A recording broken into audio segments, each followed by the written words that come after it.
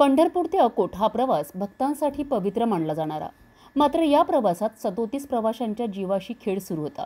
दारूच्या नशेत असलेल्या चालक वाहकांमुळे पंढरपूर अकोल्याच्या दिशेने येणाऱ्या अकोट डेपोच्या बसमध्ये हा धक्कादायक प्रकार उघडकीस आलाय।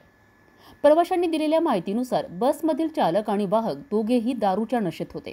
बसचा प्रवास अत्यंत बेदरकारपणे सुरू होता, ज्यामुळे प्रवाशांच्या मनात भीतीचे वातावरण निर्माण झाले होते। या घटनेचा व्हिडिओ एका जागरूक प्रवाशाने आपल्या मोबाईलमध्ये कैद केला आणि तो सोशल मीडियावर टाकताच व्हायरल झाला। 37 प्रवाशांचा जीव धोक्यात घालणाऱ्या या प्रकारामुळे प्रवाशांमध्ये संतापाची लाट उसळली आहे। या गंभीर प्रकाराची तक्रार बीड पोलीस स्टेशनमध्ये दाखल करण्यात आली आहे। सूत्रांकडून मिळालेल्या माहितीनुसार या चालक आणि वाहकावर निलंबनाची कारवाई होण्याची शक्यता आहे। मात्र केवळ निलंबन पुरेसे आहे का? अशा बेजबाबदार कर्मचाऱ्यांवर आणखी कठोर कारवाई करण्याची मागणी प्रवासी करीत आहेत। प्रवाशांच्या सुरक्षतेचा प्रश्न पुन्हा एकदा ऐरणीवर आला आहे। हे बघा, आम्ही 1 महिन्यापासून पायी चालत वारकरी आहे।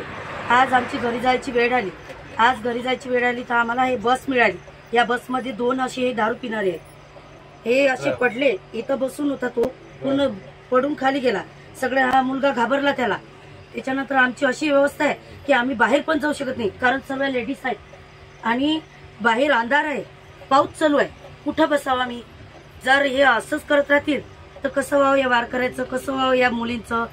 शाळेवाले मुलं आहेत, मुली आहेत, काही लेडीज आहेत, कसं व्हावं? रामकृष्ण।